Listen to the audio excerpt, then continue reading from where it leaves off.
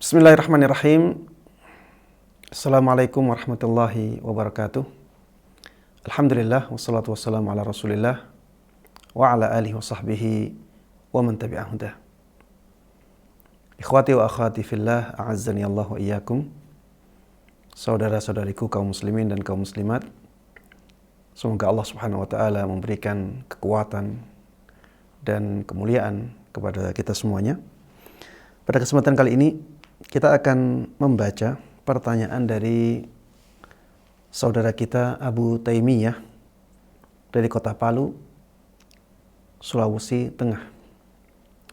Pertanyaannya, Bismillah, Ustadz, apakah seseorang yang pernah menjadikan modal usahanya dari hal yang haram akan menjadikan keuntungannya menjadi haram selamanya?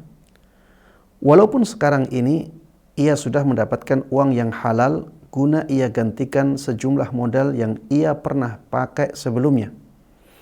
Apakah penghasilan yang dulunya sewaktu masih pakai modal haram sekarang menjadi halal karena modal tersebut sudah diganti? Jazakumullahu khairan katsira. Terima kasih atas pertanyaan yang diajukan. Semoga penanya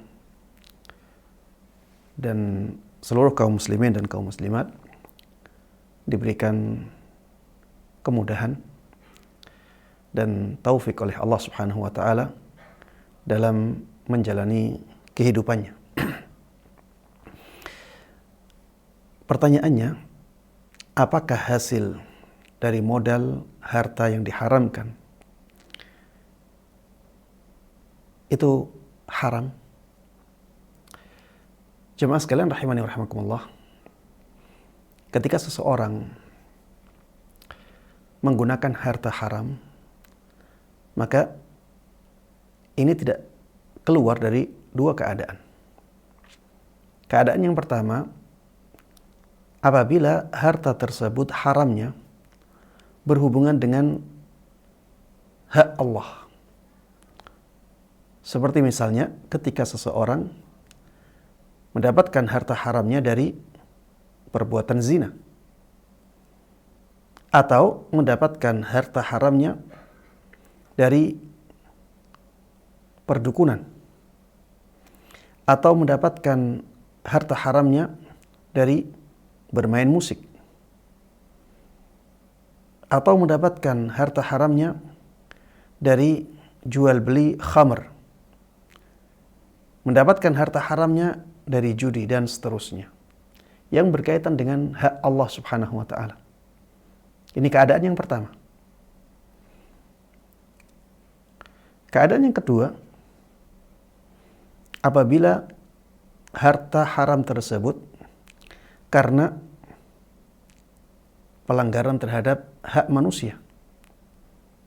Seperti misalnya harta curian, atau misalnya harta yang didapatkan dari merampas hak milik orang lain. Dua keadaan ini hukumnya bisa berbeda. Pada keadaan yang pertama, apabila harta tersebut diputar, akhirnya mendatangkan keuntungan, maka keuntungannya bisa menjadi halal bagi orangnya apabila dia bertaubat kepada Allah Subhanahu wa taala. Dan dia sebenarnya dianjurkan untuk membebaskan dirinya dari uang yang diharamkan tersebut. Apabila dia mampu membebaskan dirinya dari uang yang diharamkan tersebut, maka itu yang lebih baik dia lakukan. Ya, apalagi kalau dia tidak membutuhkannya lagi. Seperti misalnya ada orang, dia mendapatkan modal dari bermain musik senilai misalnya 100 juta. kemudian dia gunakan untuk membuka usaha rumah makan. Dari 100 juta ini akhirnya dia bisa mendapatkan keuntungan sampai 300 juta. Dan dia tidak membutuhkan 100 jutanya lagi.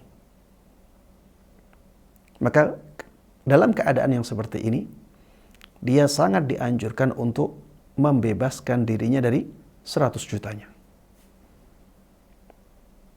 Tinggal 200. Dan 200 itu halal baginya. Tapi apabila misalnya dia asalnya sangat membutuhkan 100 juta tersebut untuk modal, qadarullah wa masya'a fa'al, usahanya malah menyusut. Tidak berhasil. Sampai habis semuanya. Apakah dia dianggap hutang?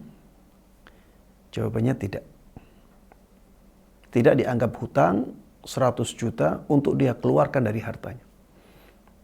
Kenapa demikian? Karena dia sudah bertaubat kepada Allah Subhanahu wa taala dan ini berhubungan dengan hak Allah Subhanahu wa taala. Dan Allah Maha Pengampun. Ini yang berhubungan dengan pelanggaran terhadap hak Allah Subhanahu wa taala. Tapi apabila berhubungan dengan pelanggaran terhadap hak manusia, orang mencuri uang 100 juta. Kemudian dia gunakan untuk modal membuka rumah makan. Akhirnya untung. Uangnya menjadi 300 juta.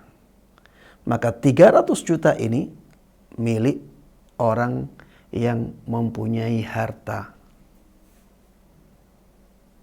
Itu punya orang yang punya harta. Adapun keuntungannya, maka semuanya dikembalikan kepada orang yang punya harta. Laisa li'irqin zalimin haqqun. Tidak ada hak bagi pohon yang ditanam secara zalim. Tidak ada hak bagi pohon yang ditanam secara zalim. Misalnya ada orang menanam pohon di tanah milik orang lain. Kemudian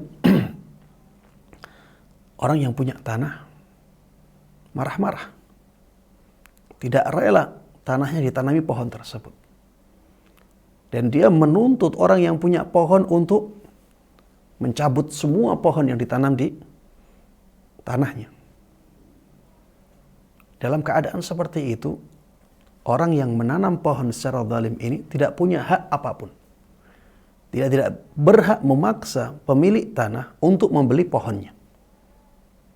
Dia tidak punya hak dari pemilik tanah untuk mengganti rugi biaya dia mencabuti pohonnya. Karena dia zalim.